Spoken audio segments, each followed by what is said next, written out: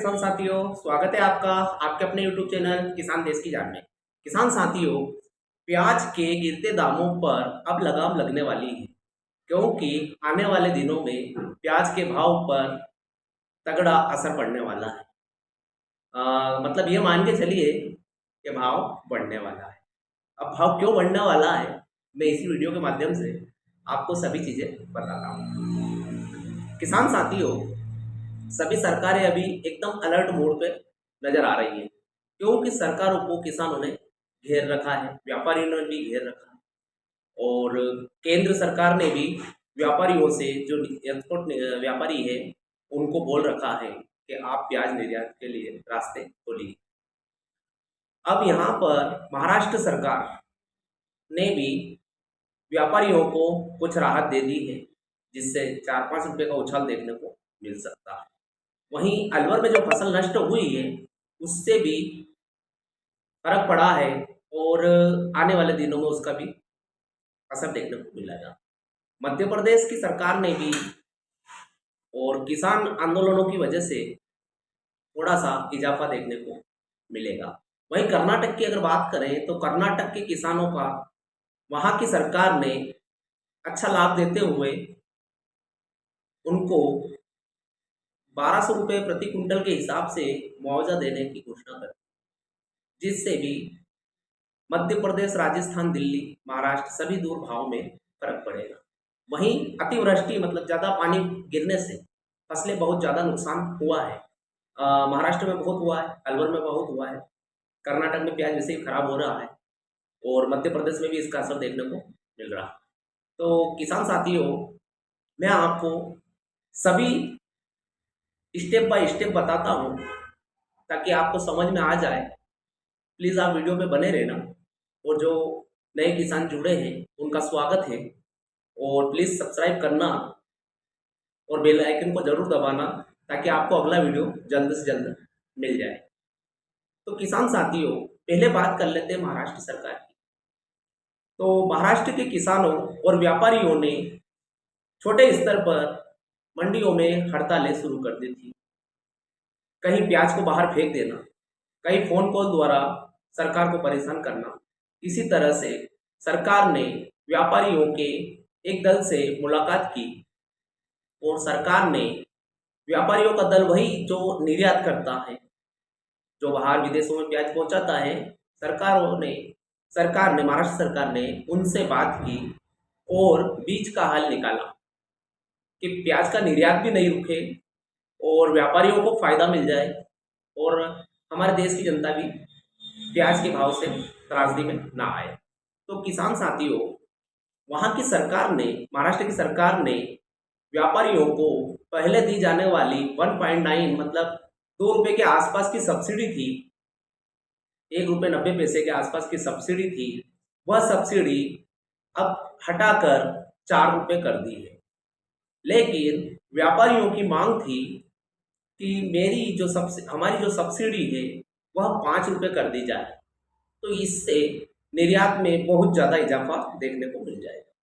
लेकिन वहाँ की सरकार ने व्यापारियों की सुनते हुए और उनकी मतलब उनका वो मानते हुए, मांगते हुए, वहाँ की सरकार ने उनको 4 रुपये की सब्सिडी प्रदान की। अब किसान साथियों, अब आप सोच रहे हो कि व्यापारियों की सब्सिडी से हमको क्या फ़ायदा हो, तो आम किसान को वहाँ से बहुत ज़्यादा फायदा होने को है। तकरीबन 4 रुपये का फायदा सामने दिख रहा है। अब आप बोलोगे 4 रुपये फायदा कैसे दिख रहा है, तो मैं वह भी आपको डिटेल दे देता हूँ।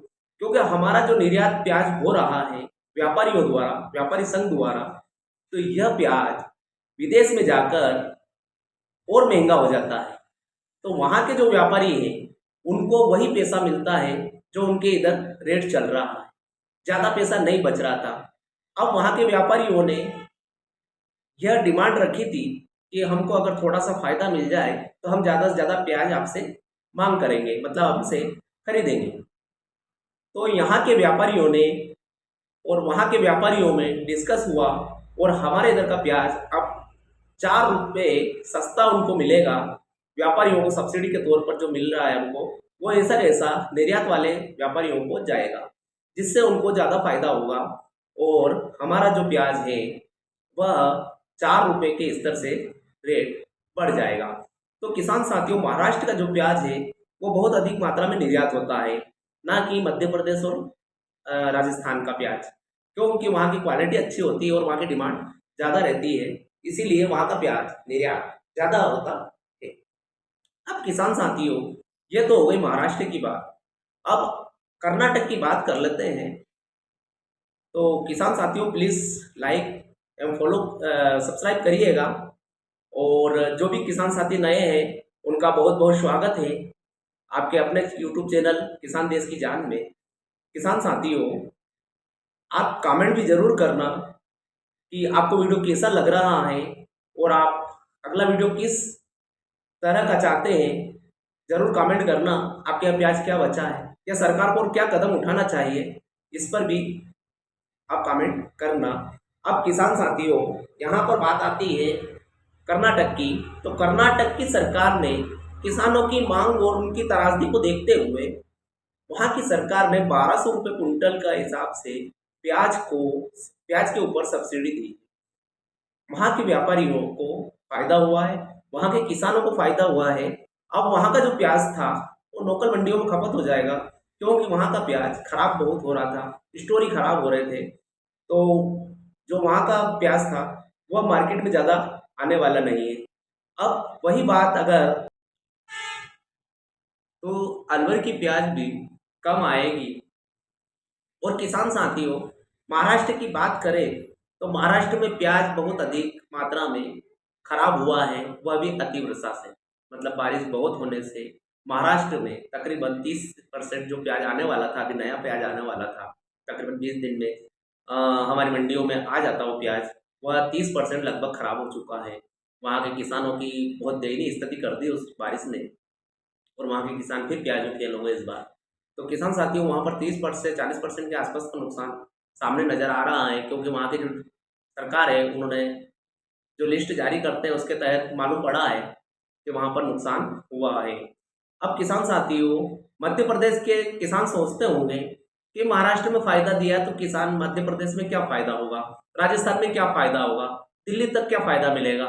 तो अब किसान साथियों, यहाँ पर मैं आपको एक बात स्पष्ट कर देता हूँ कि महाराष्ट्र में जो 4% का सरकार ने सब्सिडी दी है व्यापारियों को, तो वहाँ का प्याज ज़्यादातर निर्यात हो जाएगा, और वहाँ का प्याज हमारी लोकल मंडी, मतलब इंदौर जैसे मध्य प्रदेश, राजस्थान जैसी मंडियों में प्याज की मात्रा बहुत कम हो जाएगी, और हमारे प्याज की मंडियों में वहाँ का जब प्याज नहीं आएगा तो हमारा जो प्याज है, लोकल प्याज जो रहेगा वहाँ का, उसमें भाव में तेजी दिखाई देगी, और यह तेजी तकरीबन 4 रुपये के आसपास की नज़र आ रही है किसान साथियों।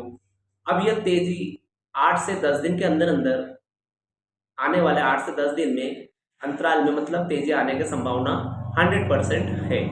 अब किसान साथियों, ये तो हो गए हमारे आज के विषय जो आपको मैंने बताए थे। अब किसान साथियों, मेरा एक कल वीडियो आएगा साप्ताहिक समीक्षा, उसमें आपको और आगे की रणनीति मालूम पड़ जाएगी कि आने वाले दिनों में भाव क्या रहेगा। हफ्ते के बार, मतलब जो समीक्षा आती है हर हफ्ते, हम रविवार को सुबह 6 बजे समीक्षा लाते हैं। आप कृपया करके उसको देखिएगा और लाइक एंड सब्सक्राइब भी करिएगा, और आपको वीडियो कैसा लगा है ज़रूर बताइएगा। आप सरकार से क्या मांग रखते हैं वो भी लिखिएगा, ताकि मुझे भी पता चले कि कहाँ कौन से राज्य में क्या हो रहा है, कौन से गाँव में क्या हो रहा है। कृपया करके ज़रूर बताइएगा। धन्यवाद किसान साथियों। जय हिंद, जय हिंद।